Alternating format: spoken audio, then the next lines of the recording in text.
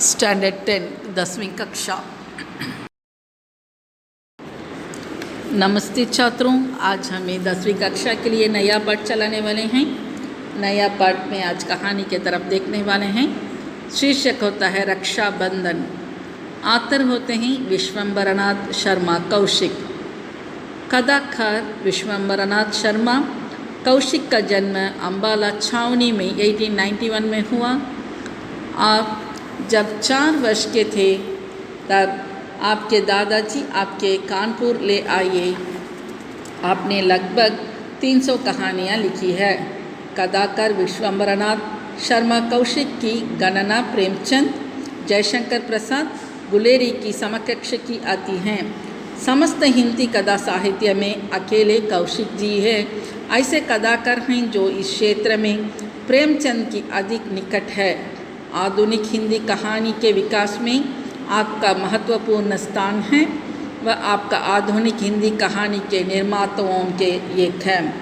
आपकी कहानी ताई हिंदी की श्रेष्ठ कहानी में से एक है। ताई कहानी में नारी की मनोवृत्ति का सफल चित्रण किया गया है।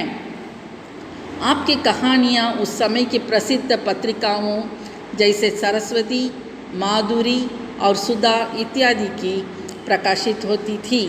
कौशिक जी विजयानंद दुबे के नाम से दुबे जी की चिट्ठियाँ व दुबे जी की डायरी भी विभिन्न पत्र पत्रिकाओं के लिखते रहे। उसका हास्य साहित्य अपने समय के मौलिक व बेजोड़ था। 1945 में कौशिक की निधन हो गया। मुख्य साहित्य कृतियाँ उपन्यास माँ भिखारियाँ, कहानी संग्रह खोटा बेटा, पेरिस की नर्तकी, सात की होली, चित्रशला, मणिमाला, कल्लोल। चलो अब हमें कहानी के तरफ देखेंगे। कहानी ऐसा शुरू होता है, माँ मैं भी राखी बांधूंगी। नगर में रक्षाबंधन का त्यौहार मनाया जाता है। नगरवासी उत्साह से भरे थे। ऐसे संदर्भ में नगर के एक छोटे से घर में 10 वर्ष की एक बालिका ने अपनी माता से कहा कि मैं भी राखी बांधूंगी। यह सुनकर माँ अवाक हो गई। माँ आगे कुछ न कह सकी। उसका गला रौंद गया, नयन अश्रुपूर्ण हो गए। अबोध बालिका ने इटलाकर कहा, तो क्या भैया ही राखी बांधी होती हैं और किसी को नहीं? भैया नहीं है तो अम्मा मैं तुम्हारे ही राखी बांधूंगी। इस दुख के समय भी पुत्री की बात सुनकर माता मुस्कुराने लगी और बोली, अरे तू इतनी बड़ी हो गई, भला कहीं माँ को भी राखी बांधोगी? बालिका ने कहा, वाह, जो पैसे दे उसी को राखी बांधी आती हूँ। माता, अरे कंगली, पैसे भर के नहीं भाई की तो राखी बांधती है। बालिका उदास हो गई। माता घर का कामकाज करने लगी। घर का काम पूरा करके उसने पुत्री से कहा, आ तुझे नहला दूँ। बालिका मुख गंभीर कहा बोलने लगी, मैं राखी बांधकर बाद में नहाऊंगी। मुझे क्यों किसके साथ राखी बांधना है? अरे राखी नहीं बांधेंगी तो क्या नहाएगी भी नहीं? आज त्योहार का दिन है, चल उठ। राखी नहीं बांधूंगी तो त्योहार काहेगा? माते कुछ क्रुद्ध होकर, अरे कुछ हो गई, राखी राखी रट लगी है, बड़ा राखी बांधने वाली बनी है। ऐसी हो तो आज यह दिन देखना पड़ता है। पैदा होते तो बाप को खो गई। 2.5 बरस में होते होते भाई का घर छुड़ा दिया। तेरे ही कर्मों से ये सब क्रॉस हो गया है। बालिका बड़ी अप्रतिभ हुई और आंखों में आंसू भरे हुए चुपचाप नहाने को उठ खड़ी हुई। 1 घंटा पश्चात हम उसी बालिका को उसके घर के द्वार पर खड़ी देखते हैं। इसी समय भी उसके सुंदर मुख पर उदासी विद्यमान है। अभी उसके बड़े बड़े नेत्रों में पानी छलछला रहा है। परंतु बालिका इस समय द्वार पर क्यों जान पड़ता है?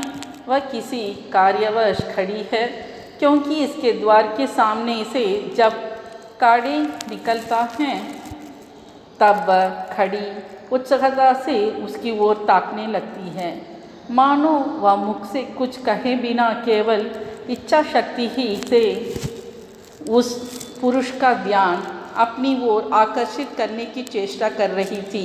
परंतु तब उसे इसमें सफलता नहीं होती, तब उनकी उदासी बढ़ जाती है। इसी प्रकार 1, 2, 3 करके कई पुरुष बिना उसकी ओर देखे निकलने गए। अंत में बालिका निराश होकर घर के भीतर लौट जाने को उद्यत हुई कि एक सुंदर युवक की दृष्टि जो कुछ सोचता हुआ धीरे धीरे जा रहा था, बालिका पर पड़ी।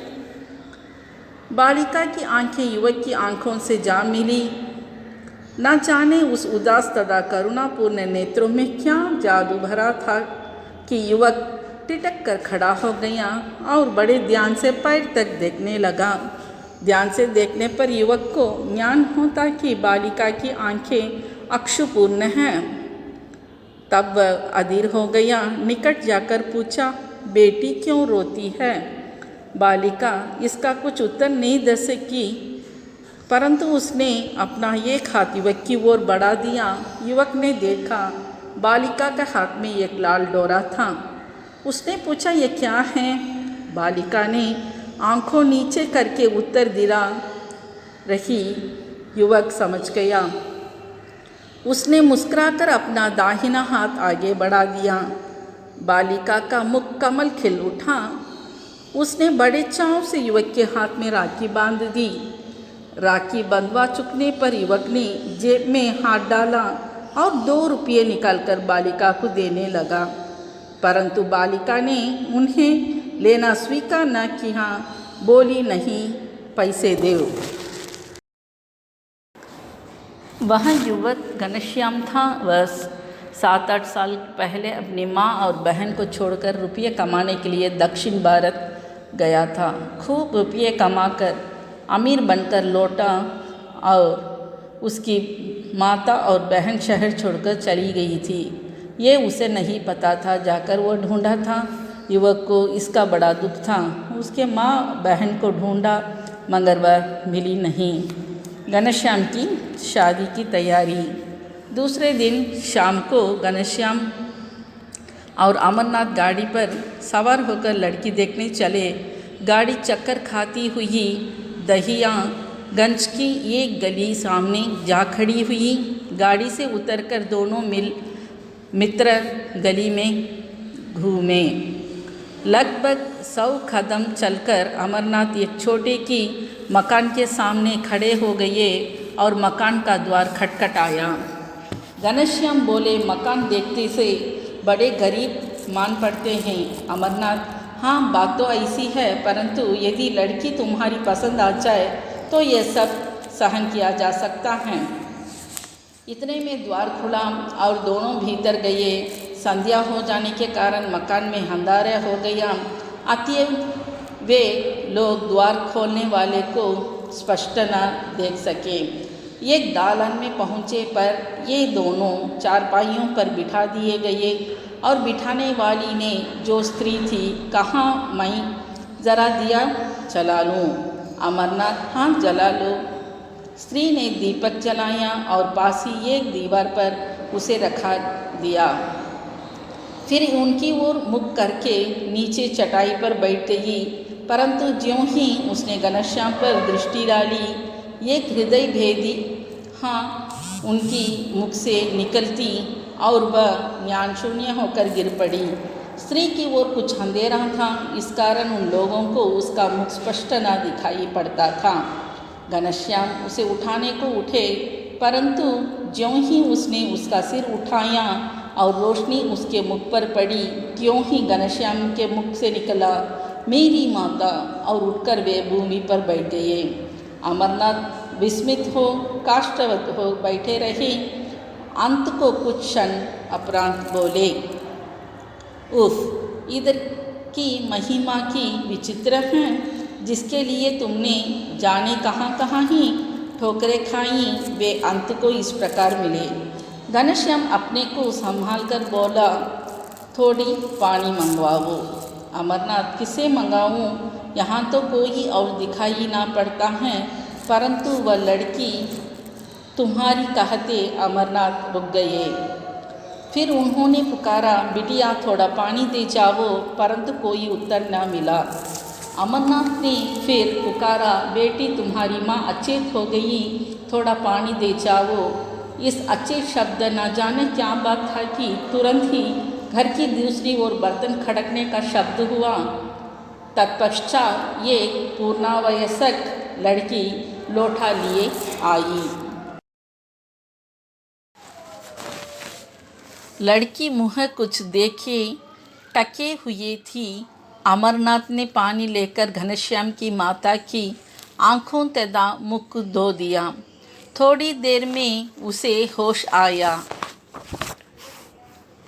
उसने आँख खोलते ही फिर घनश्याम को देखा, तब वह शीघ्रता से उठकर बैठ गई और बोली, आए, मैं क्या स्वप्न देख रही हूँ? घनश्याम, क्या तू मेरा खोया हुआ घनश्याम है या कोई और? माता ने पुत्र को उठाकर छाती से लगा लिया और अक्षु बिंदु विसर्जन किए, परंतु वे बिंदु सुख के थे अथवा दुख के कौन कहें।